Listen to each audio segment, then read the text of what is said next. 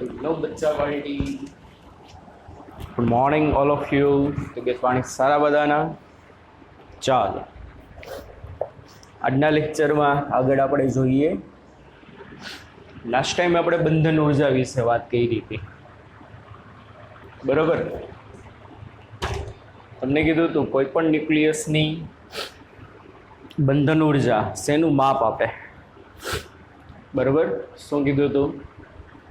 બંધન ઉર્જા એટલે શું બધું તમને સમજાયું હતું. પણ કોઈ પણ ન્યુક્લિયસની જેટલી બંધન ઉર્જા આવે એટલી ઉર્જાથી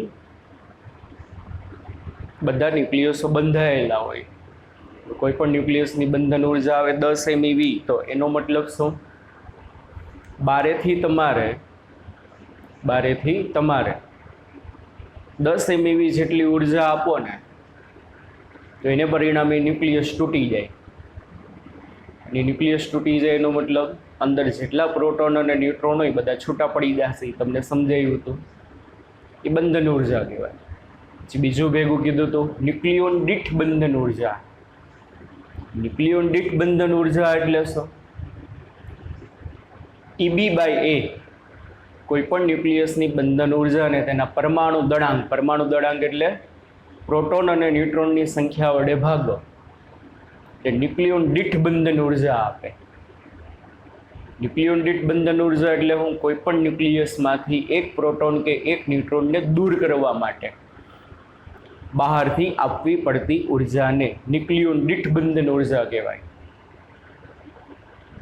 અને જેમ બંધન ઉર્જા વધી, ન્યુક્લિયોન દીઠ બંધન ઉર્જા વધુ, એમ ન્યુક્લિયસ વધુ સ્થાયી હોય. સિમ્પલ વસ્તુ છે. એક ન્યુક્લિયસની બંધન ઉર્જા 10 MeV છે દાખલા તરીકે, બીજા ન્યુક્લિયસની બંધન ઉર્જા 20 MeV છે દાખલા તરીકે, તો પહેલા ન્યુક્લિયસને તોડવા માટે 10 MeV ઉર્જા દેવી પડે, બીજા ન્યુક્લિયસને તોડવા માટે 20 MeV ઉર્જા દેવી પડે. એનો મતલબ શું? સ્ટેબિલિટી કોની વધુ કહેવાય? બીજા ન્યુક્લિયસની. કારણ કે એને તોડવા માટે 20 MeV, પહેલાને 10 MeV. તો બંધન ઉર્જાનું મૂલ્ય છે ન્યુક્લિયસની સ્થિરતાનું માપ આપે. જેમ બંધન ઉર્જા વધુ એમ સ્ટેબિલિટી વધુ, બરોબર? હા કે ના? તો હવે આજના લેક્ચરમાં આપણે એક આલેખ જોવાનો છે. આલેખ શેનો છે? EBN versus A. EBN છે, જોજો, EB નથી. EBN એટલે શું? બંધન ઉર્જા. પણ EBN એટલે શું? ન્યુક્લિયોન દીઠ બંધન ઉર્જા. EB/A, બરોબર? કોઈ પણ તત્વના ન્યુક્લિયસમાંથી એક ન્યુક્લિયોન એટલે કે એક પ્રોટોન અથવા તો એક ન્યુટ્રોનને દૂર કરવા માટે જરૂરી ઉર્જાને શું કહેવામાં આવે? ન્યુક્લિયોન દીઠ બંધન ઉર્જા. હવે જો વાલા બાળકો, આ રીતે છે એ હાલે. y-અક્ષ ઉપર છે EBN, ન્યુક્લિયોન દીઠ બંધન ઉર્જા MeV માં, બરોબર? અને x-અક્ષ ઉપર છે પરમાણુ દળાંક. હવે તમે જોઈ શકો છો કે આ બધા હલકા તત્વ છે, 1s2, 1s3, helium, lithium, carbon, nitrogen, oxygen 16, oxygen 18. તો એ બધા માટે તમે જુઓ ને તો ન્યુક્લિયોન દીઠ બંધન ઉર્જાના મૂલ્યો 8 કરતા ઓછા છે. શું છે? એ બધા તત્વના મૂલ્યો 8 કરતા ઓછા છે. એટલે કે એમાંથી એક ન્યુક્લિયોનને દૂર કરવા માટે જરૂરી ઉર્જા 8 MeV કરતા ઓછી હશે. સમજાય છે? હિલિયમની ન્યુક્લિયોન દીઠ બંધન ઉર્જા લિથિયમની ન્યુક્લિયોન દીઠ બંધન ઉર્જા કરતાં વધુ છે. આવું શા માટે? એનું રીઝન આપણને ટેક્સ્ટ બુકમાં આપ્યું નથી. જૂના સિલેબસમાં ભણવામાં આવતું, બરાબર, પણ અત્યારે આ NCERTમાં આપ્યું નથી, એટલે એના માટે આપણે ડિસ્કસ નહીં કરશું. પણ ખાલી એટલું યાદ રાખજો, અહીંયા ઝિગઝેગ આવશે. ઝિગઝેગ એટલે up down up down up down. હિલિયમની વધુ, લિથિયમની ઓછી. શું? બંધન ઉર્જા? ના, ન્યુક્લિયોન દીઠ બંધન ઉર્જા. કાર્બનની વધુ, નાઇટ્રોજનની ઓછી. ઓક્સિજન 16ની વધુ, ઓક્સિજન 18ની ઓછી. ન્યુક્લિયોન દીઠ બંધન ઉર્જા. હવે તમે બચ્ચા પાર્ટી હરખું જોશો ને તો આ પરમાણુ દળાંક છે. તો અહીંયા આશરે 30 હશે. કેટલો હશે 30. તો જે તત્વનો પરમાણુ દળાંક 30 કરતાં ઓછો હોય 30 કરતાં ઓછો હોય એની ન્યુક્લિયોન દીઠ બંધન ઉર્જા ઓછી છે. અને અહીંયા 150 છે અને અહીંયા 200 છે એટલે અહીંયા નિયર અબાઉટ કેટલું હશે 170 હશે અહીંયા. તો જોવો જોઈએ આ લિમિટ જુઓ, આ લિમિટ આ જે છે ને 8 MeV ની લાઈન છે. કોની લાઈન છે? 8 MeV. તો આ 30 કે જે તત્વનો પરમાણુ દળાંક 30 કરતાં ઓછો હોય, જે તત્વનો પરમાણુ દળાંક 170 કરતાં વધુ હોય, એ બધા ક્યાં આવ્યા? 8 MeV ની નીચે આવે છે. તો એનો મતલબ શું કે ખૂબ જ હલકા તત્વ અને ખૂબ જ ભારે તત્વ ની ન્યુક્લિયોન દીઠ બંધન ઉર્જા 8 MeV કરતાં ઓછી છે. કોના કરતાં ઓછી છે? 8 MeV કરતાં ઓછી છે. તો એનો મતલબ શું? એમાંથી એક ન્યુક્લિયોનને દૂર કરવા માટે જરૂરી ઉર્જા 8 MeV કરતાં ઓછી છે. એટલે એ બધાની સ્ટેબિલિટી ઓછી કહેવાશે. શું કહેવાશે? બધાની સ્ટેબિલિટી ઓછી કહેવાશે. પણ વચગાળાના તત્વો જોવો જોઈએ. વચગાળાના તત્વ મતલબ કે જે તત્વનો પરમાણુ દળાંક 30 હોય, 170 હોય, તો પરમાણુ દળાંક 30 કરતાં મોટો હોય, 170 કરતાં નાનો હોય. આયા પરમાણુ દળાંક 30, આયા પરમાણુ દળાંક 170, એની વચ્ચેના જે બધા તત્વો છે ને એની ન્યુક્લિયોન દીઠ બંધન ઉર્જા જોવો મારા વાલા બાળકો શું છે? અહીંયા 8 છે અને આવડિયા છે ને 10 ની લાઈન છે. કેટલાની લાઈન છે? 10 MeV ની. એ બધાની ન્યુક્લિયોન દીઠ બંધન ઉર્જા 8 કરતાં વધુ, 10 કરતાં ઓછી, હાઈએસ્ટમાં હાઈએસ્ટ છે. એટલે એમાંથી એક ન્યુક્લિયોનને રિમૂવ કરવા માટે આશરે તમારે 8 MeV કરતાં વધુ ઉર્જા દેવી પડે. સૌથી સ્ટેબલમાં સ્ટેબલ તત્વો હોય તો લોખંડ, Fe. સૌથી સ્ટેબલમાં સ્ટેબલ તત્વો હોય તો કોણ છે? તો કે લોખંડ. લોખંડ એટલે કોણ? તો કે Fe. Feની ન્યુક્લિયોન દીઠ બંધન ઉર્જા તમે ગણો ને અહીંયા તો Fe માટે EBN ન્યુક્લિયોન દીઠ બંધન ઉર્જા છે 8.75 MeV, સૌથી વધુ. તો આનો મતલબ શું? લોખંડના ન્યુક્લિયસમાંથી એક પ્રોટોન અથવા તો એક ન્યુટ્રોનને દૂર કરવા માટે 8.75 MeV દેવી પડે. એટલે લોખંડ માટે મેક્સિમમ છે. લોખંડ માટે કેવી છે? તો કે મેક્સિમમ. બરોબર. તો એક્ઝામમાં પૂછી પણ શકે. શું પૂછી શકે? કે ભાઈ લોખંડની ન્યુક્લિયોન દીઠ બંધન ઉર્જા કેટલી? 8.75. સૌથી વધુમાં વધુ સ્ટેબલ કોઈ પણ ન્યુક્લિયસ હોય તો લોખંડનો, કારણ કે એમાંથી એક ન્યુક્લિયોનને રિમૂવ કરવા માટે કેટલી ઉર્જા આશરે દેવી પડે? 8.75 MeV.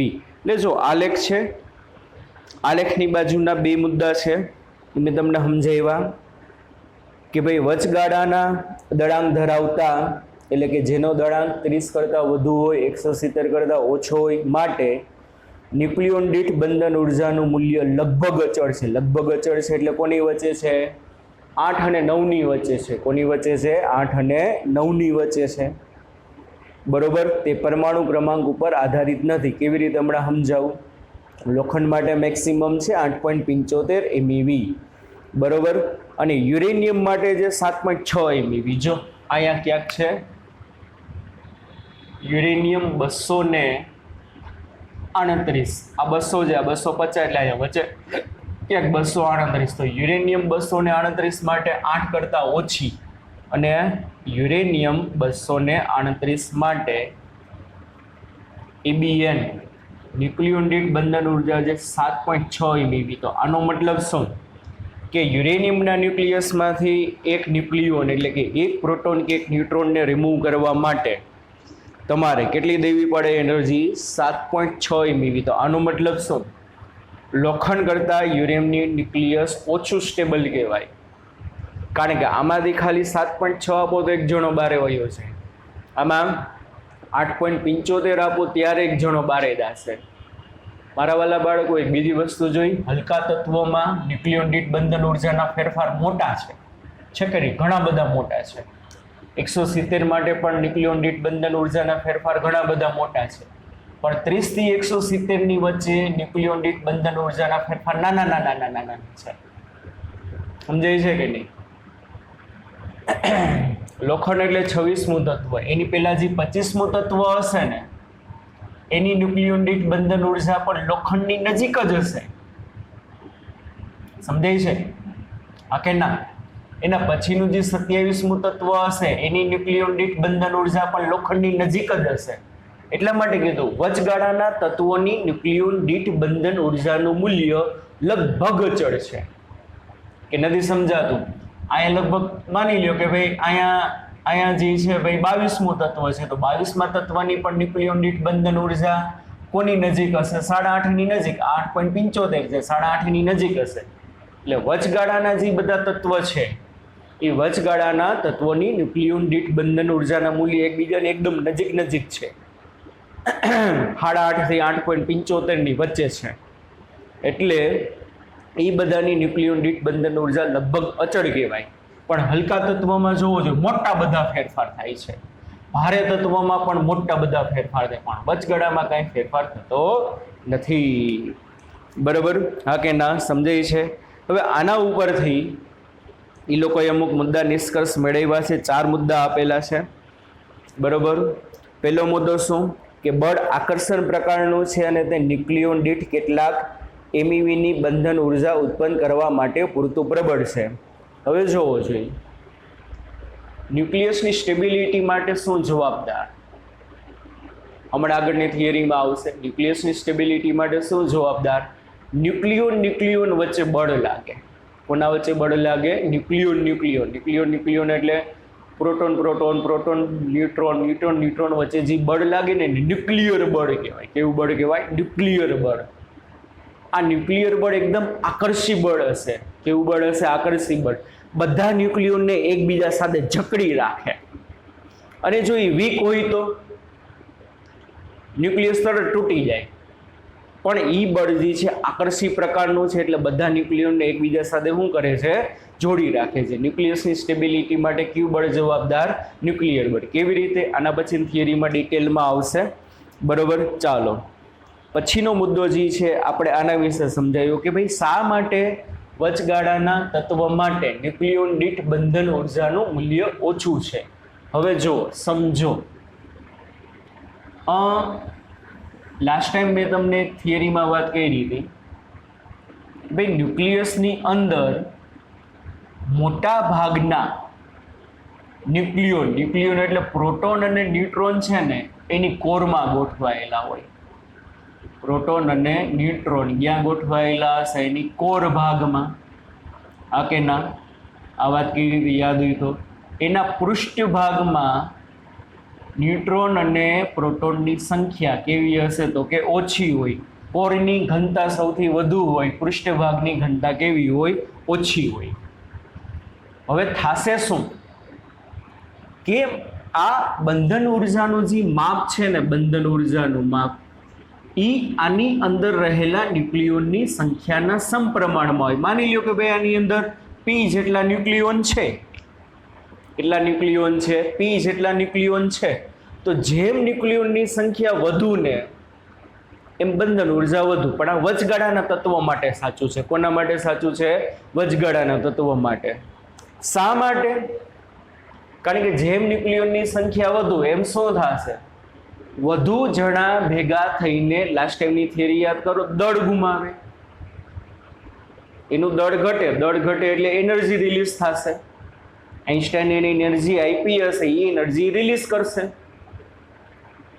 5 ન્યુટ્રોનને કારણે 30 ન્યુટ્રોનને કારણે અને 28 પ્રોટોનને કારણે જે બંધન ઉર્જા મળે એના કરતાં 35 પ્રોટોનને કારણે અને 40 ન્યુટ્રોનને કારણે બંધન ઉર્જા વધુ મળશે. આનું રીઝન શું? કે ભાઈ બંધન ઉર્જાનું મૂલ્ય છે ન્યુક્લિયોનની સંખ્યાના સમપ્રમાણમાં હોય. કારણ કે જો જેમ ન્યુક્લિયોનની સંખ્યા વધુ ને, સમજો, જેમ ન્યુક્લિયોનની સંખ્યા વધુ ને એમ અહીંયા ગીચતા વધુ, અને જેમ અહીંયા ગીચતા વધુ ને એમ પ્રોટોન અને ન્યુટ્રોન વચ્ચેનું અંતર ઓછું, અને જેમ પ્રોટોન અને ન્યુટ્રોન વચ્ચેનું અંતર ઓછું ને એમ આગલી હમણાં થિયરીમાં આવશે ન્યુક્લિયર બળની પ્રબળતા વધુ. વાલા બાળકો, ન્યુક્લિયર બળ જે છે ને લઘુ અંતરીય બળ છે. જોશું ડિટેલમાં કેવું બળ છે? લઘુઅંતરીય. લઘુઅંતરીય બળ મતલબ શું? કે પ્રોટોન અને ન્યુટ્રોન વચ્ચેનું અંતર એકદમ ઓછું હોય ને તો એ અસર કરે. જો એ પ્રોટોન અને ન્યુટ્રોન વચ્ચેનું અંતર વધુ હશે ને તો એની અસર કેવી હશે? ઓછી. સમજાય છે કે નહીં? બંધન ઉર્જા જે છે એ કોને જવાબદાર છે? ન્યુક્લિયસમાં રહેલા પ્રોટોન અને ન્યુટ્રોન વચ્ચે લાગતા ન્યુક્લિયર બળને જવાબદાર છે. પહેલા મુદ્દામાં કીધું આ ન્યુક્લિયર બળ આકર્ષી પ્રકારનું હશે. અને ન્યુક્લિયર બળ છે ને વાલા બાળકો, એ છે ને લઘુઅંતરીય બળ છે. અને લઘુઅંતરીય બળ છે એનો મતલબ શું? જેમ પ્રોટોન ન્યુટ્રોન વચ્ચેનું અંતર ઓછું ને એમ એની પ્રબળતા વધુ. અને એની પ્રબળતા વધુ તો ન્યુક્લિયસને તોડવું વધુ મુશ્કેલ થાય. તો જેમ ન્યુક્લિયસની અંદર પ્રોટોન અને ન્યુટ્રોનની સંખ્યા વધુ એમ ગીચતા વધુ એટલે ડેન્સિટી વધુ એટલે અંતર ઓછું. કોઈ ક્લાસરૂમમાં 15 છોકરાઓ ભણતા હોય તો છૂટા છવાયા હોય, પણ એ જ ક્લાસરૂમની કેપેસિટી 30 જણાની હોય અને તમે 40 જણા બેહાડો તો બધા એકબીજાની નજીક હશે. તો જેમ નંબર ઓફ પ્રોટોન અને ન્યુટ્રોનની સંખ્યા વધુ એમ બાઇન્ડિંગ એનર્જી વધુ. શા માટે બાઇન્ડિંગ એનર્જી વધુ? કારણ કે બાઇન્ડિંગ એનર્જી ન્યુક્લિયર બળ ઉપર આધાર રાખે અને ન્યુક્લિયર બળ લઘુઅંતરીય બળ છે. જેમ પ્રોટોન ન્યુટ્રોન વચ્ચેનું અંતર ઓછું ને એમ એની પ્રબળતા વધુ. અને પ્રબળતા વધુ મતલબ એને તોડવા માટે વધુ એનર્જી દેવી પડે. અને તોડવા માટે જે એનર્જી દેવી પડે એને જ બંધન ઉર્જા કહે છે. Therefore, binding energy is equal to Kp. અચળાંક તમે કંઈક મૂકી શકો. ન્યુક્લિયોનની સંખ્યાના કેવું હોય? સમપ્રમાણમાં હશે. સમજાય છે કે નહીં? વચગાળાના તત્વો માટે આની વેલ્યુ એકદમ વધુ હશે. આને ભાઈ કે તમે એ કરી નાખો ને તો એની વેલ્યુ કેવી હશે? વધુ. હવે શા માટે આવું થાય સમજો. 25મા તત્વમાંથી 26મું તત્વ બને. 25ના તત્વમાંથી 26મું તત્વ બને એટલે માની લો એક પ્રોટોન વૈધો અને એક ન્યુટ્રોન વૈધો. પરમાણુ ક્રમાંક 25માંથી 26 થયો એટલે પ્રોટોનની સંખ્યા વધે, ન્યુટ્રોનની સંખ્યા વધે. તો હવે બનશે શું ખબર છે છોકરા? વધારાનો પ્રોટોન અને ન્યુટ્રોન આવશે ને એ વધારાનો પ્રોટોન અને ન્યુટ્રોન છેક કોર લગી ના જઈ શકે. હું શું સમજાવવા માંગુ છું? સમજો. 25મા તત્વ પછી જે 26મું તત્વ બને ને એમાં માની લ્યો એક પ્રોટોન વૈધો એક ન્યુટ્રોન વૈધો. તો એ વધારાનો પ્રોટોન અને ન્યુટ્રોન જે 26મા તત્વમાં આવશે ને 25માંથી 26મું તત્વ બન્યું તો એક પ્રોટોન વૈધો એક ન્યુટ્રોન વૈધો. તો એ પ્રોટોન અને ન્યુટ્રોન છેક કોર લગી ન જઈ શકે. છેક કોર લગી ન જઈ શકે. એ પૃષ્ઠ વિસ્તારમાં જ વિતરિત થશે. સમજો. અને પૃષ્ઠ વિસ્તારમાં એટલે પાછળના ભાગમાં જ બેસે. જો 2 મિનિટ માટે સમજો. જો ઈ એક પ્રોટોન અને એક ન્યુટ્રોન વૈધો ઈ માની લ્યો કોર લગી પહોંચી જાય, ક્યાં લગી પહોંચી જાય? કોર લગી. તો શું થાય? એક પ્રોટોન અને એક ન્યુટ્રોન વૈધો મતલબ અહીંયા ગીચતા વધી ગઈ. ગીચતા વધી ગઈ મતલબ અંતર ઘટી ગયું. અંતર ઘટી ગયું મતલબ શું થશે? બોલો. ન્યુક્લિયર બળ પ્રબળ થઈ જાય. ન્યુક્લિયર બળ પ્રબળ થઈ જાય એટલે બંધન ઉર્જા વધી જાય. બંધન ઉર્જા વધી જાય એટલે ન્યુક્લિયોન દીઠ બંધન ઉર્જા વધી જાય. પણ આપણે તો એવું કીધું. કેવું કીધું? એવું કીધું કે વચગાળાના તત્વ માટે ન્યુક્લિયોન દીઠ બંધન ઉર્જાનું મૂલ્ય લગભગ અચળ છે. એનો મતલબ શું?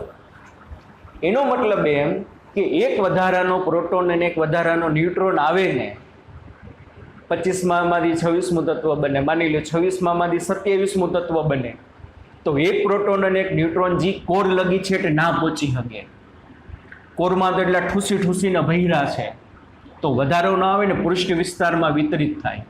અને પૃષ્ઠ વિસ્તારમાં વિતરિત થશે એટલે શું? અંતર વધુ. વધારાના આવ્યા ને એનું અંતર વધુ. અને અંતર વધુ એટલે શું થશે? ન્યુક્લિયર બળ પ્રમાણમાં નિર્બળ હોય. અને ન્યુક્લિયર બળ પ્રમાણમાં નિર્બળ હશે તો બંધન ઉર્જામાં એટલો બધો મોટો ફેરફાર પડે નહીં. આ એનું રીઝન છે. બીજા મુદ્દામાં તમને કીધું છે. બરોબર? આટલું સમજાણું? હવે તમે એક મસ્ત મજાની વસ્તુ જોઈ શકો. જોવા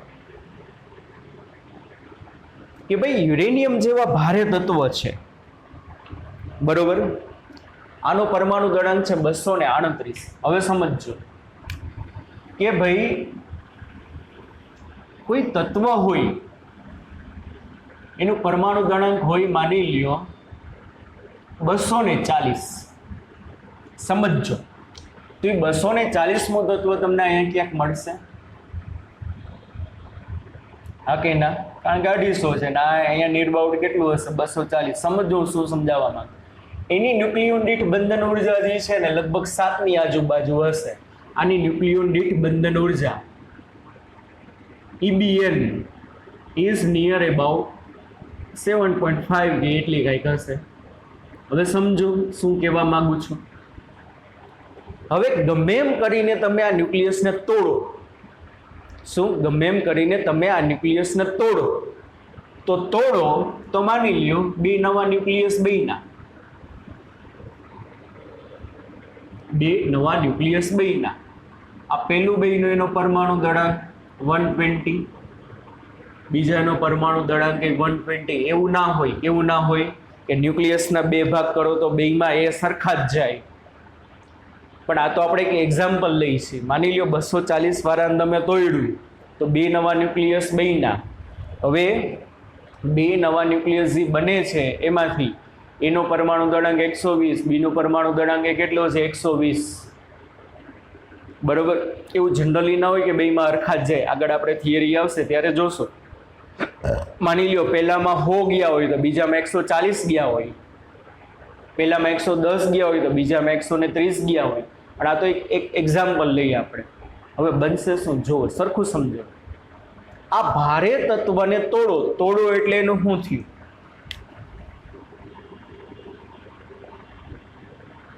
વિખંડન થયું. શું થયું કહેવાય? એનું વિખંડન. તો વિખંડનને અંતે તમને જે 2 નવા ન્યુક્લિયસ મળે, વિખંડનને અંતે તમને 2 જે નવા ન્યુક્લિયસ મળે એની ન્યુક્લિયોન દીઠ બંધન ઉર્જા કેટલી હશે? જો 120 વાળા તત્વ તો તમને ક્યાં મળે? આ 240 વાળું અહીંયા મળ્યું. પણ 120 વાળા ક્યાં મળશે? આ વચગાળામાં મળશે કે નહીં? અહીંયા ક્યાંક.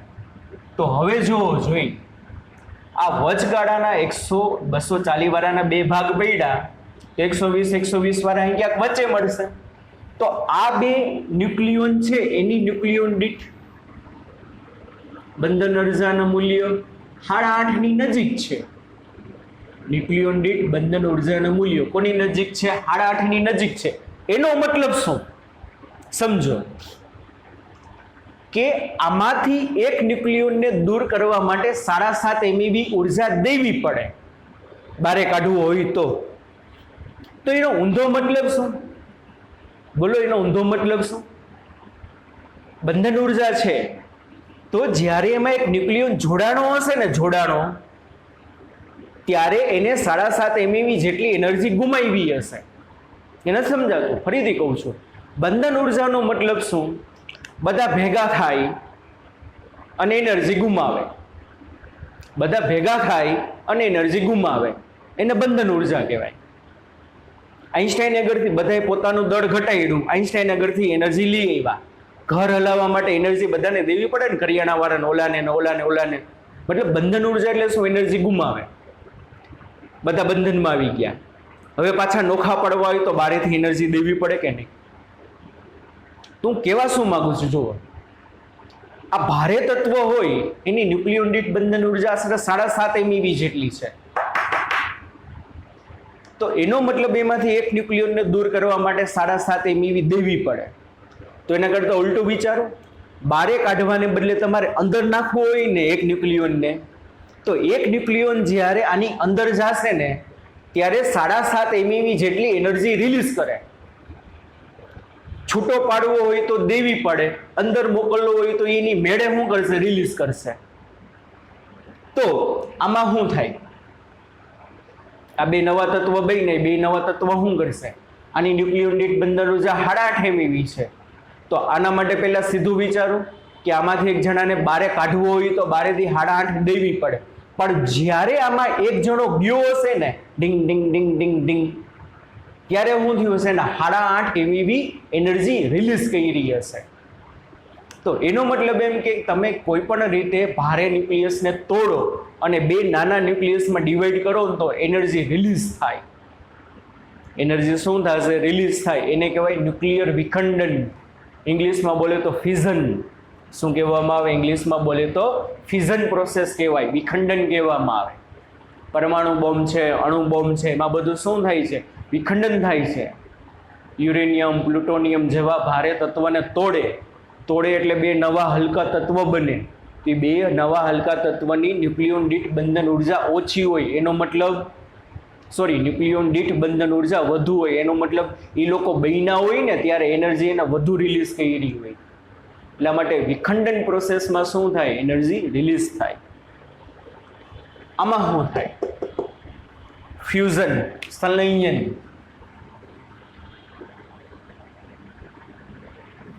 આ છે ફ્યુઝન.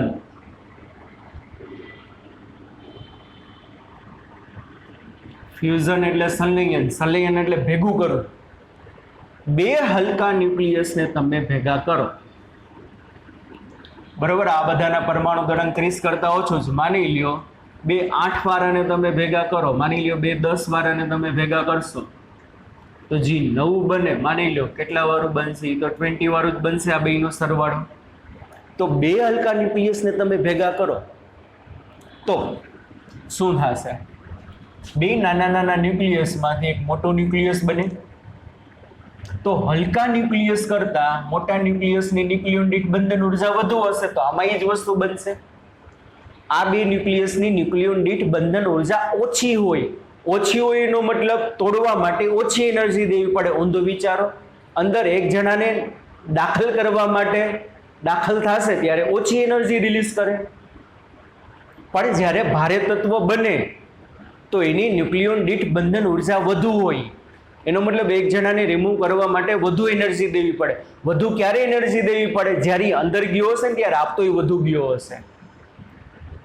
તમારે કોઈને બંધનમાંથી મુક્ત થવા માટે વધુ રૂપિયા ક્યારે દેવા પડે? જ્યારે વધુ રૂપિયા લીધા હોય ત્યારે. તો જ્યારે આની અંદર કોઈ નવો દાખલ થતો હશે ત્યારે એની એનર્જી કંઈક ગુમાવી હશે. એનર્જી એને કંઈક ગુમાવી હશે તો પાછો એને અહીંયાથી મુક્ત કરવા માટે બારીથી દેવી પડે કે નહીં? તો ફ્યુઝન પ્રોસેસ, સંલયન. બે હલકા ન્યુક્લિયસને તમે ભેગા કરો તો ભારે ન્યુક્લિયસ બને. હલકા ન્યુક્લિયસની ન્યુક્લિયોન દીઠ બંધન ઉર્જા કરતાં ભારે ન્યુક્લિયસની ન્યુક્લિયોન દીઠ બંધન ઉર્જા વધુ છે. બંધન ઉર્જા એટલે શું? હજી કહું છું, સરખું સમજી લ્યો એટલે આ સમજાય, નકર નહીં સમજાય. બંધન ઉર્જા એટલે બધા ભેગા થાય ને ત્યારે ગુમાવેલી ઉર્જા. તો આમાં જ્યારે બધા ભેગા થયા હશે ત્યારે ગુમાવેલી ઉર્જા ઓછી હશે. કોની કમ્પેરિઝનમાં? આની. મતલબ બે નાના ન્યુક્લિયસ ભેગા થઈને મોટું ન્યુક્લિયસ બનાવે ને ત્યારે વધુ ઉર્જા ગુમાવે. બરોબર. એ પ્રક્રિયાને કહેવાય ફ્યુઝન, સંલયન. તો ભારે ન્યુક્લિયસ બે ન્યુક્લિયસમાં ડિવાઈડ થાય કે હલકા ન્યુક્લિયસ ભેગા થઈને મોટું ન્યુક્લિયસ બનાવે. બંને પ્રોસેસમાં એનર્જી છૂટી પડે. સૂર્યમાં ચાલતું હાઇડ્રોજન ચક્ર છેલ્લી થિયરી છે પણ આ વખતે આપણે સિલેબસમાંથી ડિલીટ થઈ ગઈ છે. સૂર્યમાં ચાલતું હાઇડ્રોજન ચક્ર. હાઇડ્રોજન સૂર્યમાં શું થાય? હાઇડ્રોજન ચક્ર ચાલતું હોય, હાઇડ્રોજન પરમાણુઓ ભેગા થાય અને મોટું હિલિયમનું ન્યુક્લિયસ બનાવે, હલકા તત્વોમાંથી ભારે તત્વ બનાવે. એટલા માટે સૂર્ય આટલી એનર્જી રિલીઝ કરે છે. જુઓ તો ખરા સૂર્યમાંથી કેટલી એનર્જી આવે છે, તમે વિચારી શકો છો. તો અહીંયા સંલયન પ્રોસેસ ચાલતી હોય, ફ્યુઝન પ્રોસેસ ચાલતી હોય તો એમાં પણ એનર્જી શું થાય? તો કે રિલીઝ થાય. બરોબર. થિયરી પૂછાવાની સંભાવનાઓ છે. જો ડિલીટેડ નથી એમ નથી કહેતો, જે ડિલીટેડ હશે અહીંયા કહીશ કે આ થિયરી ડિલીટ થઈ ગઈ છે. પૂછાવાની સંભાવનાઓ છે કારણ કે વાર્તા વધુ છે. બરોબર. પણ તમારે પાકી તો કરવી પડશે. પેજ નંબર 444 ઉપર આપેલું છે.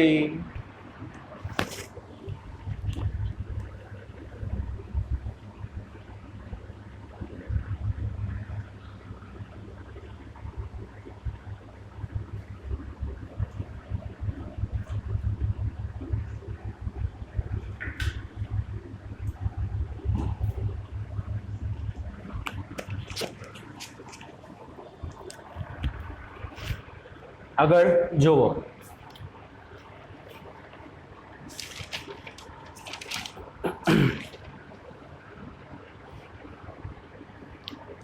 સ્વાધ્યાયનો ત્રીજો દાખલો.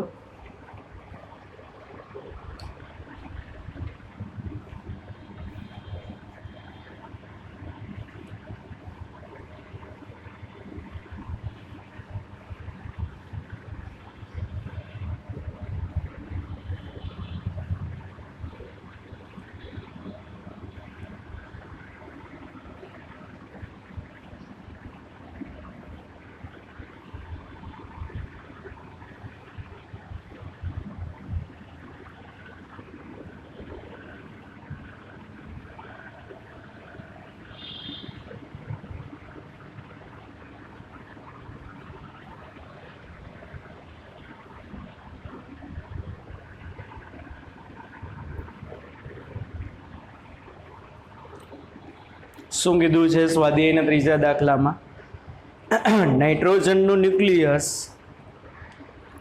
7n14 ની બંધન ઉર્જા MeV એકમમાં શોધવાની છે અને નાઇટ્રોજનના ન્યુક્લિયસનું દળ આપેલું છે. બરોબર. સ્વાધ્યાયનો ત્રીજો શું કરવાનું છે? બાઇન્ડિંગ એનર્જી અથવા તો એને શું કહેવાય, EB તમારે ગોતવાની છે. કોના માટે? 7n14 માટે. માસ ઓફ નાઇટ્રોજન ન્યુક્લિયસ ગિવન કેટલું આપેલું છે? 14.00307. 14.00307 U.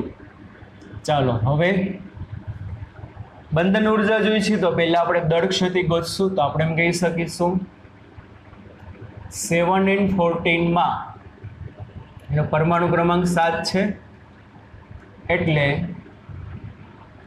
Z બરાબર 7 પ્રોટોન તથા n બરાબર 14 માંથી 7 જાય એટલે શું હશે? 7 ન્યુટ્રોન હોય. સમજાય છે ને? 7n14 માં 7 પ્રોટોન હશે અને 7 ન્યુટ્રોન હશે. હવે આપણા માટે વાલા બાળકો આપણે દળ ક્ષતિનું સૂત્ર ખબર છે. શું થશે બોલો?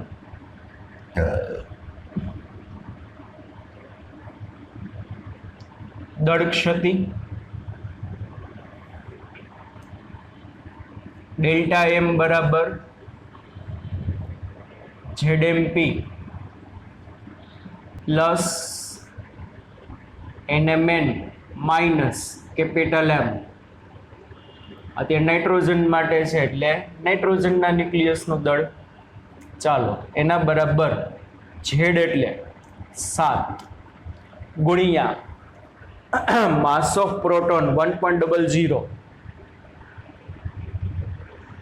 727 પ્લસ n એટલે નંબર ઓફ ન્યુટ્રોન એ પણ કેટલા? 7. એને ગુણ્યા માસ of neutron 1.00 866 minus mass of nitrogen given 14.00307. આટલું રેડી? એટલે 7 ગુણ્યા કરવાનું વત્તા 7 ગુણ્યા આ કરવાનું, એમાંથી આ બાદ કરવાનું અને તમે બાદ કરશો એટલે તમારી દળ ક્ષતિ આવશે 0.10844.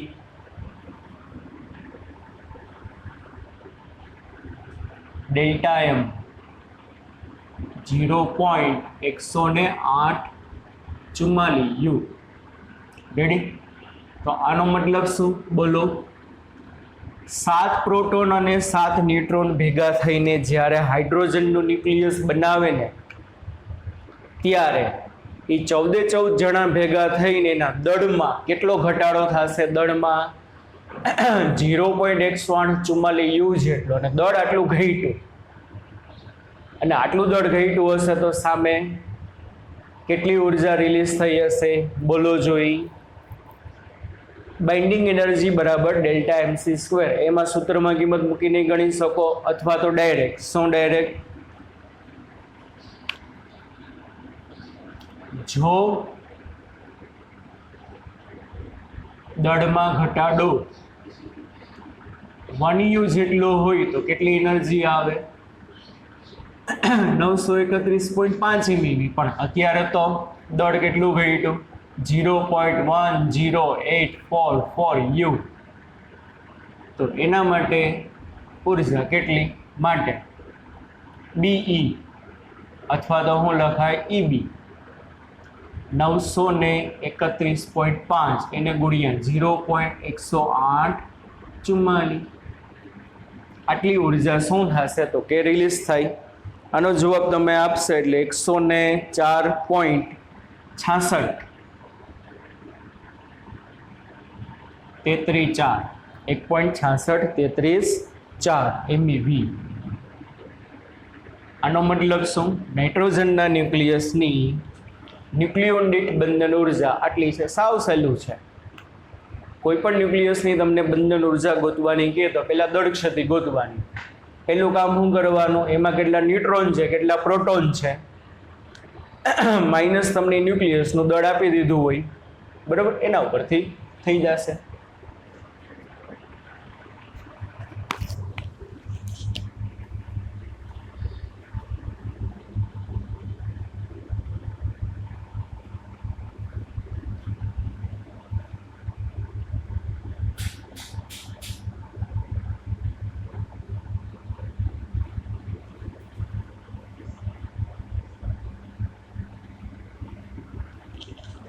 ચાલો આગળ સ્વાધ્યાયનો ચોથો દાખલો.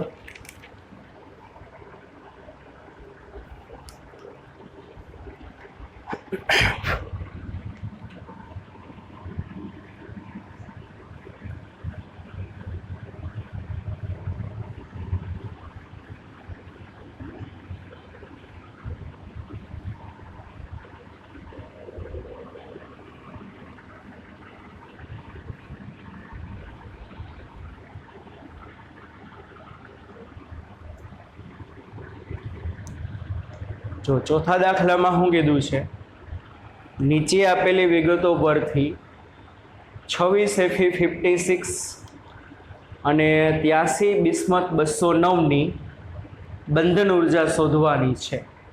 એક લોખંડની કીધી ને એક બિસ્મથની કીધી, અને સ્વાધ્યાયના ચોથા દાખલામાં લોખંડના ન્યુક્લિયસનું દળ આપ્યું 55 93 49 39. 55 93 49 39 અને બિસ્મથના ન્યુક્લિયસનું દળ આપ્યું 208.980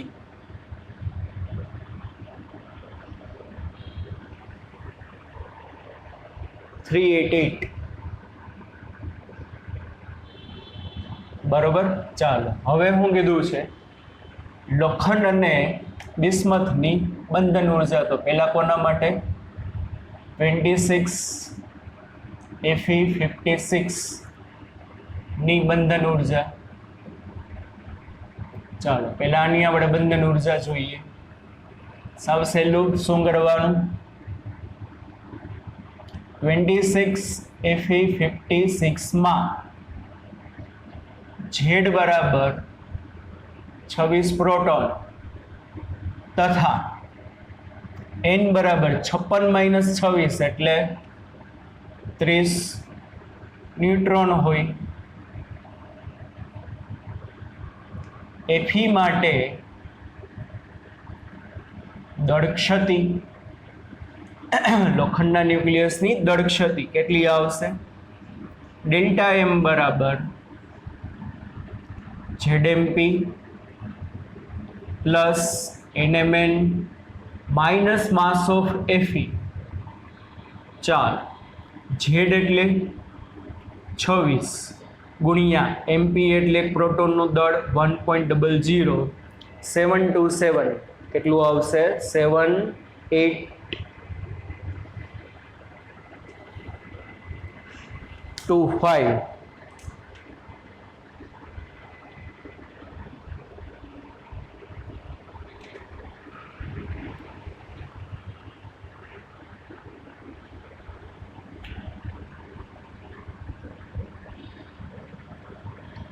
પ્લસ ન્યુટ્રોન કેટલા 30 એને ગુણ્યા એનું દળ 1.00 866 માઇનસ એટલે આ બેયનો ગુણાકાર વત્તા આ બેયનો ગુણાકાર, એમાંથી શું માઇનસ કરવાનું, માસ ઓફ Fe 55.934939. અને આનું તમે વાલા બાળકો સાદુરૂપ આપો એટલે કે દળ ક્ષતિ આવે 0.528461. હવે આના ઉપરથી એની બંધન ઉર્જા. શું કરવાનું? હવે ત્રિરાશિ નથી માનતા તો પેલો દાખલો હતો એટલે સમજાય નહીં. બંધન ઉર્જા માટે શું કરવાનું? એક યુ માટે 931.5, તો આના માટે કેટલી? એટલે શું થઈ જશે બંધન ઉર્જા?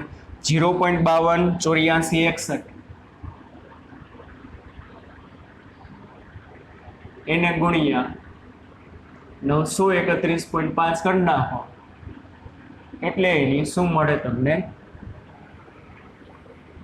બંધન ઉર્જા મળશે લોખંડના ન્યુક્લિયસની. કેટલી છે? 492.26 MeV.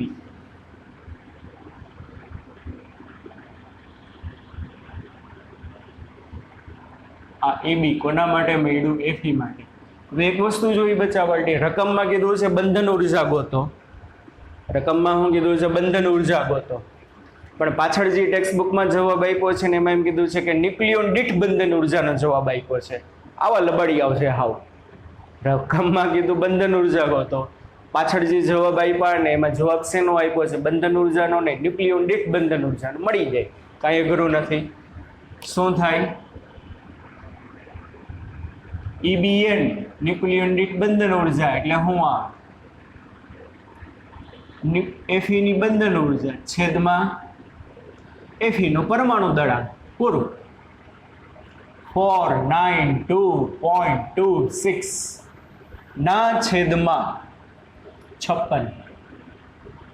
તો આ EBN ન્યુક્લિયોન દીઠ બંધન ઉર્જા લોખંડ માટે 8 પોઈન્ટ કેટલી આવશે? 8.79 MeV.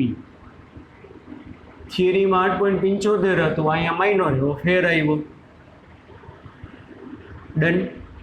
હવે લોખંડની બંધન ઉર્જા એવી 492.26 MeV. એનો મતલબ શું? એનો મતલબ શું? લોખંડના ન્યુક્લિયસને તોડવા માટે 492.26 MeV ઉર્જા દેવી પડે. એટલે 26 પ્રોટોન અને 30 ન્યુટ્રોનને નોખા પાડવા માટે. એનો મતલબ એમ જ, કારણ કે એના ન્યુક્લિયસમાં 26 પ્રોટોન અને 30 ન્યુટ્રોન હશે. 26 પ્રોટોન અને 30 ન્યુટ્રોનને નોખા પાડવા માટે 492.26 MeV એનર્જી દેવી પડે. પણ ન્યુક્લિયોન દીઠ બંધન ઉર્જા એટલે શું? હમણાં સમજાયું હતું. લોખંડના ન્યુક્લિયસમાંથી એક પ્રોટોન કે એક ન્યુટ્રોનને રિમૂવ કરવા માટે ખાલી કેટલી દેવી પડે? 8.79. સમજાણું કે નહીં?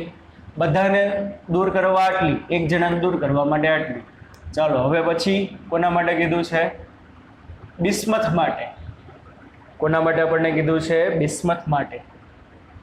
83 બિસ્મથ 209 ની બંધન ઉર્જા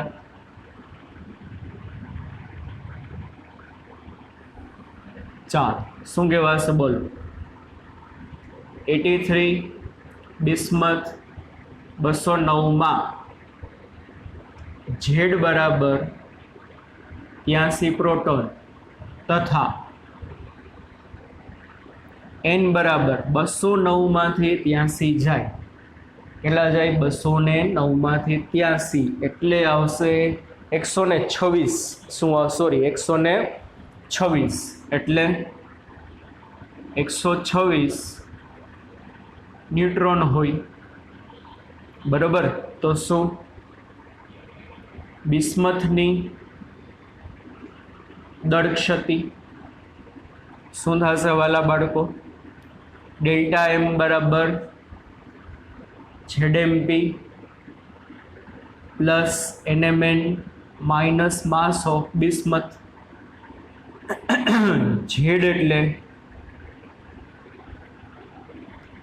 83 ગુણ્યા માસ ઓફ પ્રોટોન 1.007825 પ્લસ ન્યુટ્રોનની સંખ્યા 126 એના ગુણ્યા 1.00866. એમાંથી બિસ્મથનું દળ બાદ કરવાનું. 208.980 388. એટલે આ બેનો ગુણાકાર વત્તા આ બેનો ગુણાકાર, ઈ જી આવે આ બેનો સરવાળો, એમાંથી આ બાદ કરવાનું. એટલે બિસ્મથ માટે દળ ક્ષતિ તમારે આવશે 1.760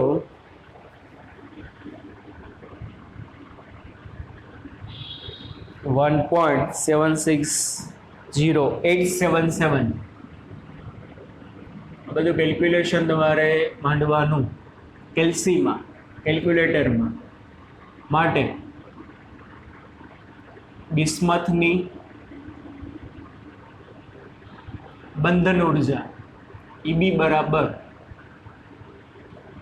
દળ ક્ષતિ ગુણ્યા શું કરી નાખવાનું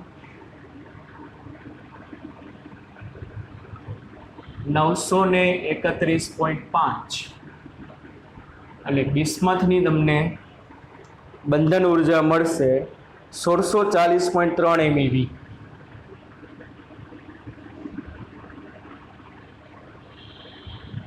આનો મતલબ શું વાલા બાળકો? બિસ્મથના ન્યુક્લિયસને તોડવા માટે 1640.3 MeV ઉર્જા દેવી પડે. એટલે બિસ્મથમાં 83 પ્રોટોન અને 126 ન્યુટ્રોન હોય, તો 83 પ્રોટોન અને 126 ન્યુટ્રોનને નોખા પાડવા માટે કેટલી ઉર્જા દેવી પડે? 1640.3 MeV. ચાલો પછી એની ન્યુક્લિયોન દીઠ બંધન ઉર્જા કોની? તો કે બિસ્મથની. આ શું છે? લોખંડની ન્યુક્લિયોન દીઠ બંધન ઉર્જા. તો હવે બિસ્મથ માટે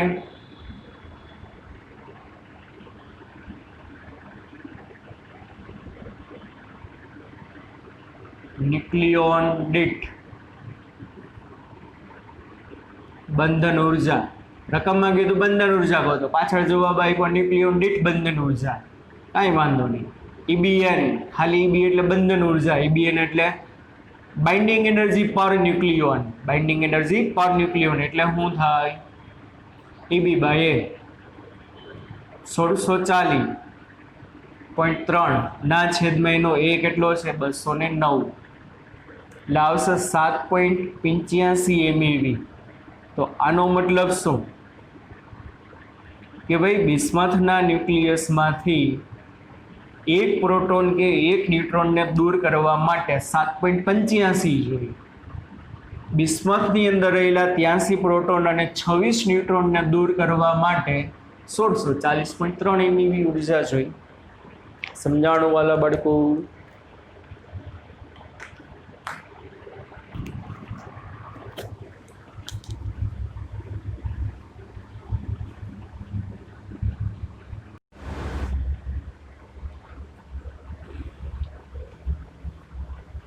ચાલો આગળ 5મો દાખલો.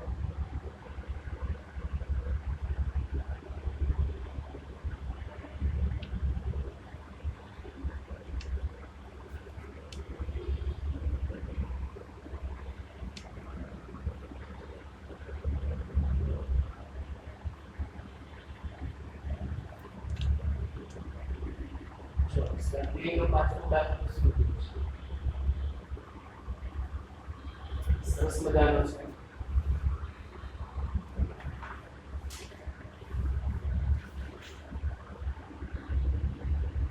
એક આપેલા સિક્કાનું દળ 3 ગ્રામ છે.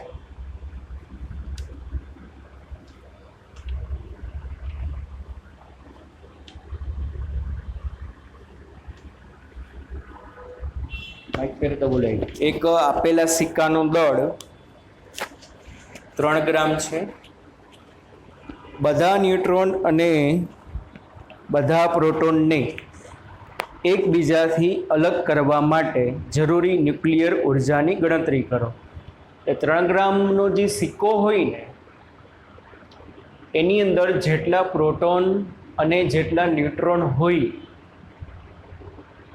એ બધાને અલગ કરવા માટે કેટલી ઉર્જાની જરૂર પડે? તો બધા પ્રોટોન અને બધા ન્યુટ્રોનને અલગ કરવા માટે જરૂરી ઉર્જાને તો શું કહેવાય? બંધન ઉર્જા કહેવાય. બરોબર? તો તમારે શું કરવી પડે? એ 3 ગ્રામ સિક્કાની બંધન ઉર્જા ગોતવી પડે. બરોબર, તો જેટલી બંધન ઉર્જા હોય એટલી ઉર્જા તમે બારેથી આપો તો એ 3 ગ્રામ સિક્કામાં જેટલા પ્રોટોન હોય, જેટલા ન્યુટ્રોન હોય, બધા શું થઈ જશે? એકબીજાથી છૂટા પડી જશે. આગળ ડેટા જે આપેલું છે, સરળતા ખાતર સિક્કો છે ને બચ્ચા બાલટી કોપરનો બનેલો છે, તાંબાનો છે. અને તાંબા માટે હું આપ્યું છે 29Cu63. શું આપ્યું છે? 29Cu63. અને કોપરનો જે ન્યુક્લિયસ હોય એનું દળ આપેલું છે. ચાલો તો શું કરવાનું છે પહેલા તો જુઓ, બહુ ઇમ્પોર્ટન્ટ દાખલો છે, સ્વાધ્યાયનો 5. 3 ગ્રામનો સિક્કો છે અને 3 ગ્રામનો જે સિક્કો છે એ કોપરનો બનેલો છે. આની અંદર જેટલા પ્રોટોન અને જેટલા ન્યુટ્રોન હોય ને બધાને છૂટા પાડવા માટે જરૂરી ઉર્જા, એટલે 3 ગ્રામ સિક્કાની બંધન ઉર્જા આપણે ગોતી લઈએ. તો આપણા આગળ જે સૂત્ર છે ડેલ્ટા એમ ગુણ્યા 931.5 બંધન ઉર્જાનું, એ કોનું છે? એક ન્યુક્લિયસની બંધન ઉર્જાનું છે. સમજો, ડેલ્ટા એમ એને ગુણ્યા 931.5 MeV, એ કોનું સૂત્ર છે? કે ભાઈ એક ન્યુક્લિયસને તોડવા માટે જરૂરી ઉર્જાનું છે. તો મારે તો શું કરવું પડે? 3 ગ્રામની અંદર કેટલા ન્યુક્લિયસ છે એ ગોતવા પડે. પણ પહેલા તો આપણે શું કરી, એક ન્યુક્લિયસની બંધન ઉર્જા ગોતી લઈ, પછી હું તમને બધું સમજાવું. ચાલો, શું આપ્યું છે? 29 કોપર 63. શું આપેલું છે? 29Cu63. અને માસ ઓફ કોપર ગિવન કેટલું આપ્યું છે? 62.960. 62.960 U. બરાબર. ચાલો તો પહેલા તો આપણે શું ગોતી જુઓ છોકરા, કોપરનો સિક્કો છે તો કોપરના સિક્કાના એક ન્યુક્લિયસ ની બંધન ઉર્જા પહેલા આપણે એ ગોતીએ. કોપરનો જે સિક્કો છે એની અંદર એક ન્યુક્લિયસ હોય એની બંધન ઉર્જા ગોતીએ. ચાલો તો કોપરમાં Cu માં 29 પ્રોટોન, Z બરાબર 29 પ્રોટોન અને N બરાબર 63 માંથી 29 જાય એટલે 30 ને 34 ન્યુટ્રોન હોય છે. કોપરનો જે સિક્કો હોય એમાં 29 પ્રોટોન હોય અને 34 ન્યુટ્રોન હોય છે. માટે તેની બંધન ઉર્જા આપણે પહેલા ગોતીએ. તો બંધન ઉર્જા ગોતતા પહેલા આપણે એની દળ ક્ષતિ ગોતવી પડે. માટે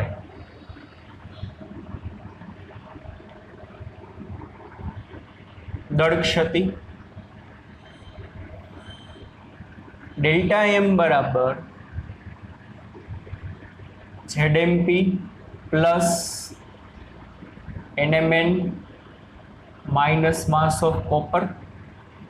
ચાલો, Z એટલે 29 into mass of proton 1.09725, sorry 1.00785, 1.00785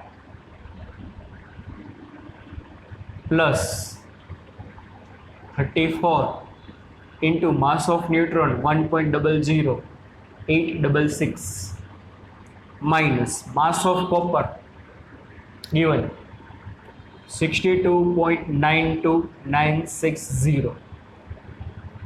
બરોબર. તો આ આવશે તમારે 0.5935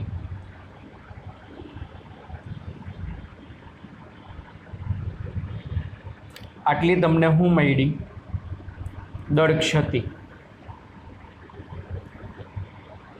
કોપરના સિક્કાની એક ન્યુક્લિયસની દળ ક્ષતિ આટલી હોય. તો જુઓ, એક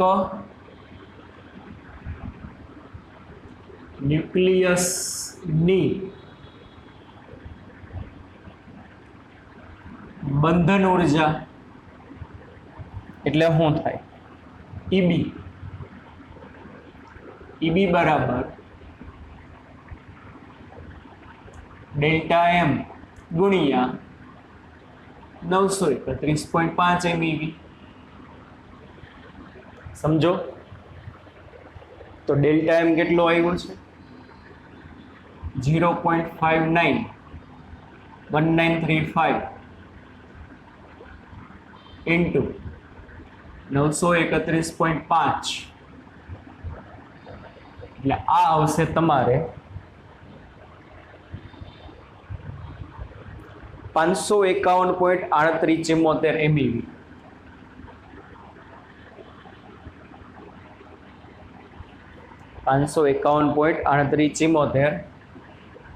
MeV. હાલો હવે મને કેવું જોઈએ વાલા બાળકો, આને શું કહેવાય? કોપરનો જે સિક્કો છે ને એના એક ન્યુક્લિયસની બંધન ઉર્જા. એક ન્યુક્લિયસની બંધન ઉર્જા એટલે શું?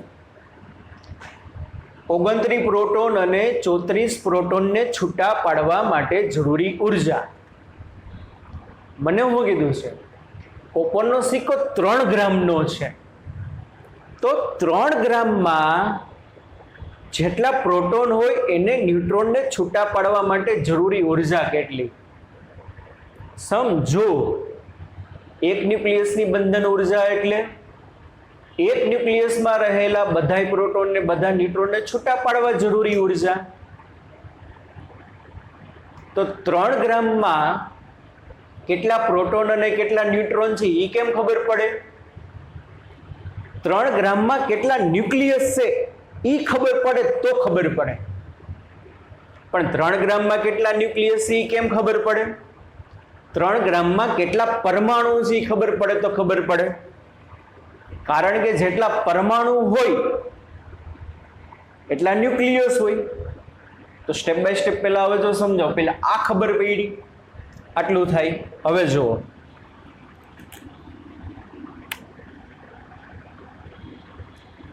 કોપર માટે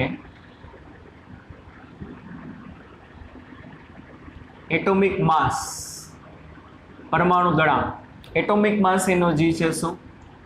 63 ગ્રામ પર મોલ. શું છે? 63 ગ્રામ પર મોલ. કેમિસ્ટ્રીમાં આવી ગયું.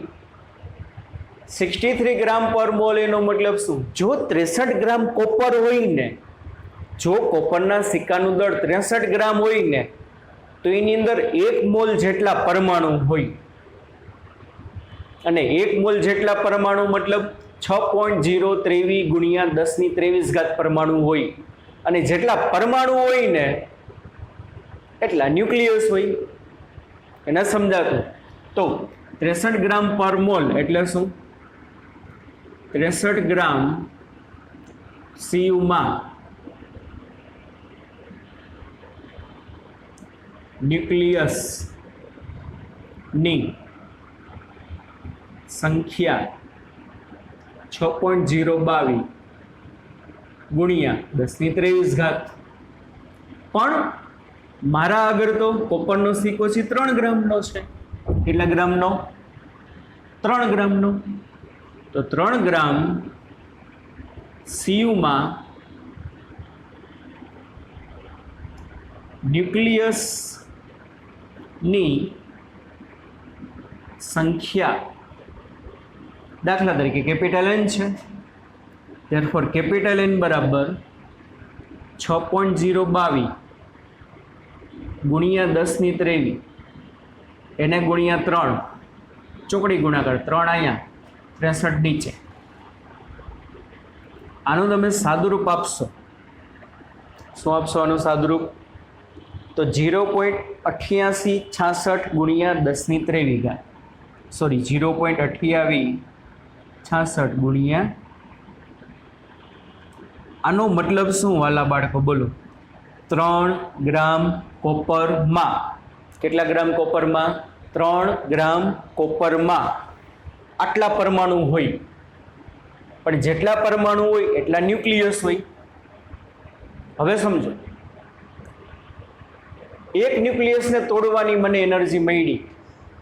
હવે એક ન્યુક્લિયસને તોડવું એનો મતલબ 29 પ્રોટોન અને 34 ન્યુટ્રોનને છૂટા પાડું. પણ હું આટલા ન્યુક્લિયસને તોડવું એનો મતલબ શું? આમ જાણો ને, 3 ગ્રામ કોપરમાં આટલા પરમાણુ હોય, આટલા પરમાણુ મતલબ આટલા ન્યુક્લિયસ હોય. હવે આટલા ન્યુક્લિયસને તોડવું એનો મતલબ શું? 3 ગ્રામ કોપરમાં રહેલા આટલા ન્યુક્લિયસ હોય, આટલા ન્યુક્લિયસને તોડવું એનો મતલબ શું? 3 ગ્રામ કોપરમાં રહેલા બધા પ્રોટોન અને બધા ન્યુટ્રોનને છૂટા પાડવા માટેની જરૂરી એનર્જી કહેવાય. હવે સમજાણું. પેલા એક ન્યુક્લિયસની બંધન ઉર્જા ગોઈતી, એટલે એક ન્યુક્લિયસને તોડવા માટેની એનર્જી ગોઈતી.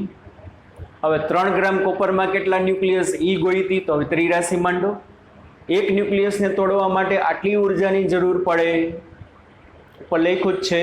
તો આટલા ન્યુક્લિયસને તોડવા માટે જરૂરી ઉર્જા કેટલી? શું?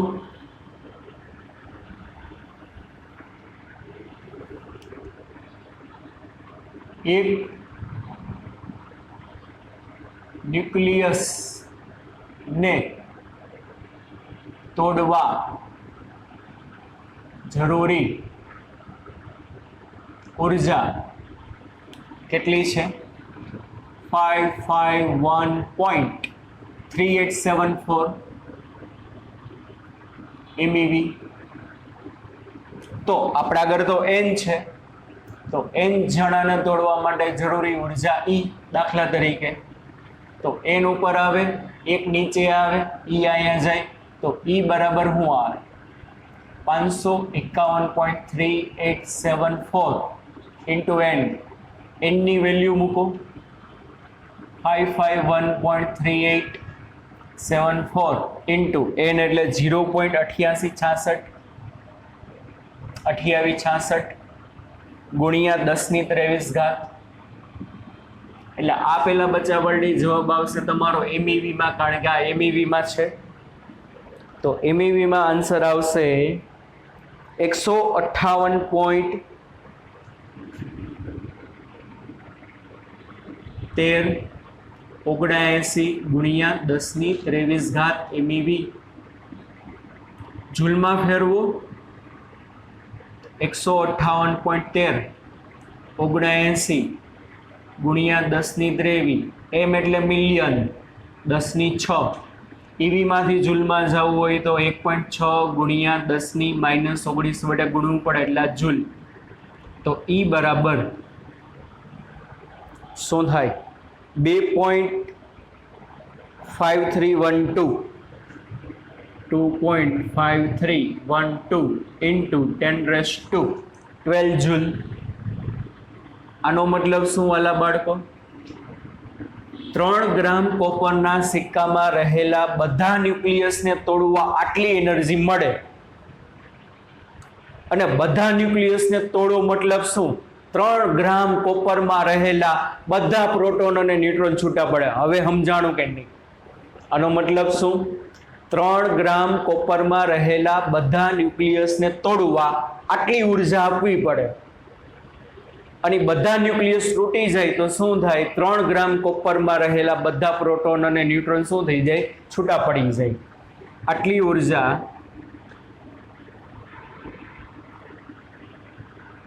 ત્રણ ગ્રામ કોપરમાં રહેલા બધા ન્યુક્લિયસને તોડવા આપવી પડે. એટલે કે બધા પ્રોટોન એટલે કે 3 ગ્રામ કોપરમાં રહેલા બધા પ્રોટોન અને ન્યુટ્રોનને છૂટા પાડવા આટલી ઉર્જા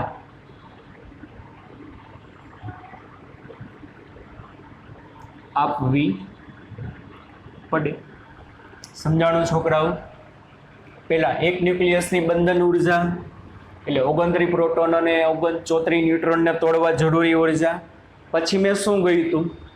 કોપરનું એટોમિક માસ 63 ગ્રામ પર મોલ. એના ઉપરથી કોપરના પરમાણુની સંખ્યા, પણ જેટલા પરમાણુ એટલા ન્યુક્લિયસ હોય, એટલે આટલા ન્યુક્લિયસને તોડવા આટલી ઉર્જા. એટલે આટલા ન્યુક્લિયસને તોડો મતલબ 3 ગ્રામ કોપરમાં રહેલા બધા પ્રોટોન ન્યુટ્રોન શું થઈ જાય? છૂટા પડી જાય. ડન. ચાલો.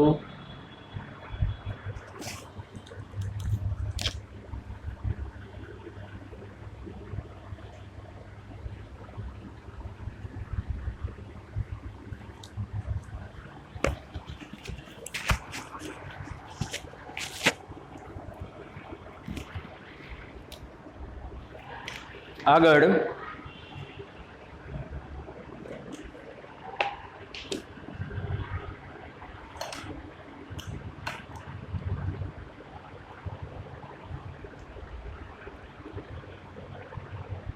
તમને એમ કહે કે ભાઈ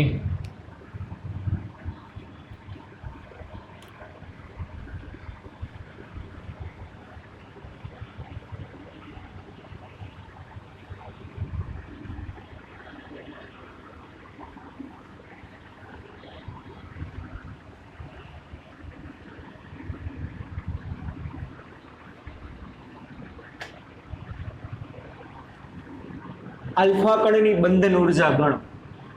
શું કે? આલ્ફા કણની બંધન ઉર્જા કેટલી? તો શું? હાલો,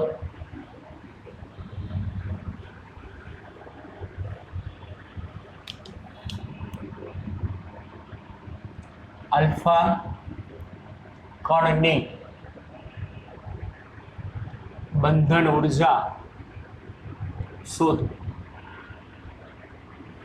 આલ્ફા કણની બંધન ઉર્જા, આલ્ફા કણ એટલે શું? 2He4 થાય કે નહીં? આલ્ફા કણ એટલે શું થાય? 2He4. આલ્ફા કણમાં 2 પ્રોટોન અને 4 - 2. આલ્ફા કણમાં Z બરાબર 2 પ્રોટોન અને N બરાબર 2 ન્યુટ્રોન હોય છે. માટે તેની દળ ક્ષતિ ડેલ્ટા M બરાબર ZMP plus NMN minus M alpha. Alpha કણનું દળ અને રકમમાં તમને આલ્ફા કણનું દળ આપી દીધું છે 4.002800. Z એટલે 2, એને ગુણ્યા 1.00 શું થશે? એને ગુણ્યા 1.00 7825 પ્લસ N એટલે 2, એને ગુણ્યા 1.00 866 અને માઇનસ આલ્ફા કણનું દળ 4.00 2800. બરાબર? તો આ તમે કેલ્ક્યુલેશન કરો તો તમારી દળ ક્ષતિ આવશે 0.03180. આટલા યુ. સમજાય છે? તો હવે એની બંધન ઉર્જા આલ્ફા કણની બંધન ઉર્જા શું થાય? EB બરાબર ડેલ્ટા એમ ગુણ્યા 931.5 ડેલ્ટા એમ 0.030 ગુણ્યા 931.5 એટલે આનું તમે સાદુરૂપ આપશો એટલે 28.097 MeV નિયર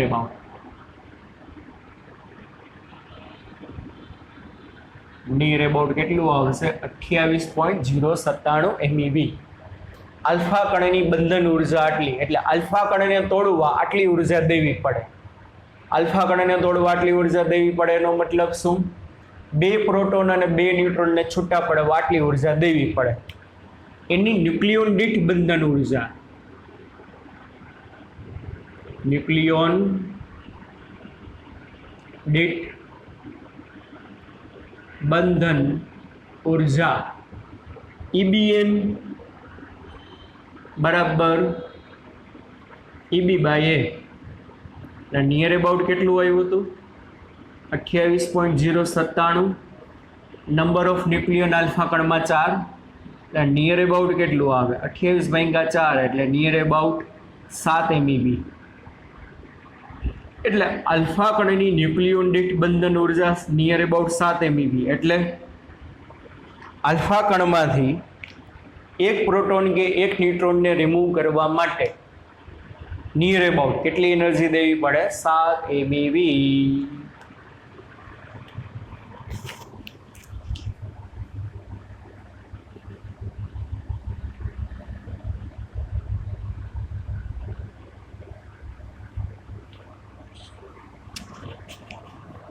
સમજાણું ભાઈ છોકરાઓ? ચાલો, આ ખાલી એક વધારાનો કરાવ્યો છે. સ્વાધ્યાયનો 23મો દાખલો. કેટલામો દાખલો? સ્વાધ્યાયનો 23મો. જો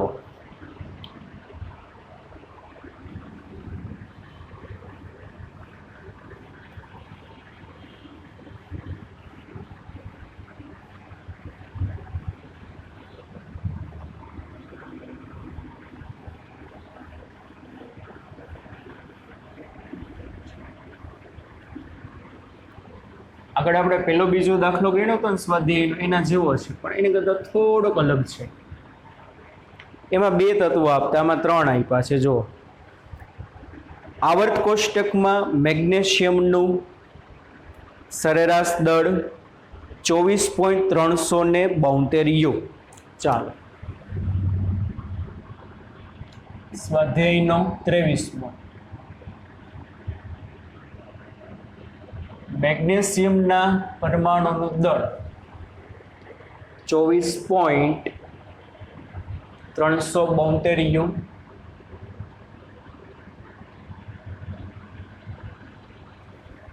આગળ સરેરાશ મૂલ્ય પૃથ્વી પરના તેના સમસ્થાનિકોના સાપેક્ષ કુદરતી પ્રમાણ ઉપર આધારિત છે. આપણે કીધું હતું મોટાભાગની બધા દ્રવ્ય હોય એ પ્યોર ના હોય પણ એના ખનિજ હોય, અને ખનિજમાં બધા સમસ્થાનિકો ભેગા હોય, પ્યોર અવસ્થામાં ના મળે, પછી એમાં તેને નોખા પાડવા પડે. તો મેગ્નેશિયમના 3 સમસ્થાનિક છે. 12Mg24. સો 12Mg24 એ Mg24 મેગ્નેશિયમનું પોતાનું દળ આટલું, પણ એ 3 જણાનું મિશ્રણ છે, બરોબર. એમાં Mg24 નું દળ 23.98504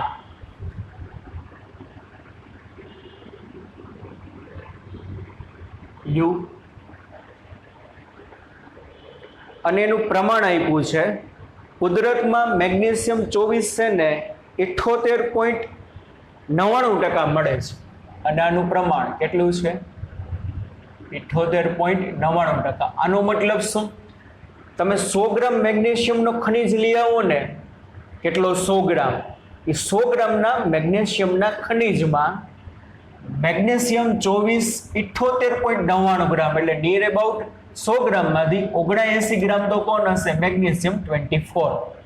એનો બીજો સમસ્થાનિક છે મેગ્નેશિયમ 25.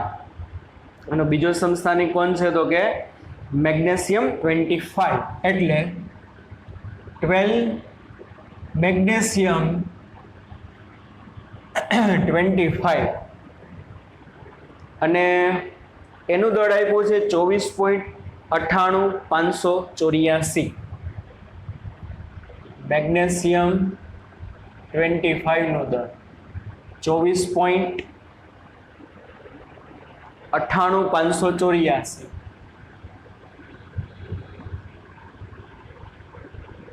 અને ત્રીજો સમસ્થાનિક છે 2412 Mg26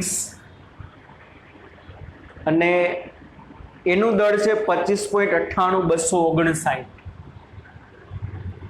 25.98259 યુ. કોનું દળ? Mg26 નું. હવે મને શું કરવાનું કીધું છે? બીજા બે સમસ્થાનિકના પ્રમાણ કેટલા નક્કી કરો. 26 કેટલા ટકા હશે? 25 કેટલા ટકા હશે? 24 તો આટલા ટકા આપ્યું છે. તો જો સમજજો, ધારો કે Mg26 નું પ્રમાણ x% છે, તો Mg25 નું પ્રમાણ ઘણા બાળકો હું લખી નાખે 100 - x. નહીં. ઓકે, કેમ 100 - x નહીં? ના જ આવે ને. એવું ક્યારે આવે? બે હોય તો. એકનું x% હોય તો બીજાનું 100 - x% હોય. બે હોય તો. પણ અહીંયા તો 3 છે. તો 100 માંથી કેટલામાંથી સમજો? 25 નું પ્રમાણ કેટલું આવે? 100 માંથી આ કેટલા ટકા લઈ ગયો? 78.99. અને આ કેટલા ટકા લઈ ગયો? x%. તો Mg25 નું પ્રમાણ આટલું હશે કે નથી સમજાતું? એક વખત કહી દઉં. બે જ જણા હોત તો 25 અને 26. 26 નું 1% હોત તો 25 નું 100 - x હોત. પણ આ તો 3 જણા છે તો 3 ભાગ પડે. 100% માંથી આના ભાગે કેટલું વધે? 100% માંથી 78.99% લઈ ગયો, x% આ લઈ ગયો, એટલે બે બાદ કરો, એટલું આનું પ્રમાણ હશે. સિમ્પલ. બસ. હવે તો આપણું જૂનું અને જાણીતું સૂત્ર શું થશે? માસ of magnesium is equal to શું થશે? મેગ્નેશિયમ 24 નું દળ ગુણ્યા એની ટકાવારી 78.99 પ્લસ મેગ્નેશિયમ 25 નું દળ એને ગુણ્યા એની ટકાવારી 25 ની ટકાવારી આટલી છે, એને ગુણ્યા 100 minus 78.99 minus x plus Mg26 નું દળ એને ગુણ્યાની ટકાવારી x અને આખાના છેદમાં શું કરી નાખવાનું? સમજાય છે કે નહીં? એટલે માસ ઓફ મેગ્નેશિયમ. ચાલો, માસ ઓફ મેગ્નેશિયમ ગીવન કેટલું? 24.372. એના બરાબર 24 નું દળ ગીવન 23.98504. 23.98504 એને ગુણ્યા 78.99 કરવાનું પ્લસ 25 નું દળ 24.9858 એને ગુણ્યા શું કરવાનું? 100 માંથી આ જાય એટલે આને તમે 78.99 એટલે શું થશે? આ 79 હોત તો 21 થાત એટલે નિયર અબાઉટ આ કેટલું થશે? 21 માઇનસ એક્સ. થઈ ને? 100 માંથી આ જાય એટલે નિયર અબાઉટ 21 માઇનસ એક્સ. એટલે અહીંયા શું કરજો? આને ગુણ્યા 21 માઇનસ આને ગુણ્યા એક્સ અને પ્લસ 26 કેટલું છે આવી ગયું 25.98259 એને ગુણ્યા x આખાના છેદમાં 100. હવે આ આખાનું સાદુરૂપ આપવાનું એ તમને આવડવું જોઈએ. આ બાજુ ખાલી x વાળું પદ વધશે તેને તમે કરતા બનાવો ને તો x બરાબર તમારે આવશે જવાબ 11.71%. તો મતલબ x તો કોણ છે? x કોની ટકાવારી છે?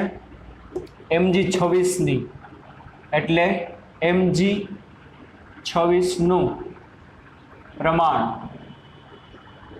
11.71% અને mg 25 નું પ્રમાણ બોલો કેટલું થશે?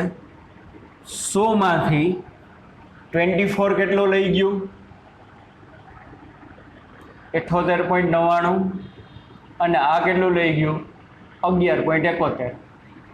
એટલે આ તમારો આન્સર આવશે 9.3%. કેટલા ટકા? 9.3%. એટલે mg 25 નું પ્રમાણ 9.3%, 26 નું 11.71% અને 24 નું 78.99%.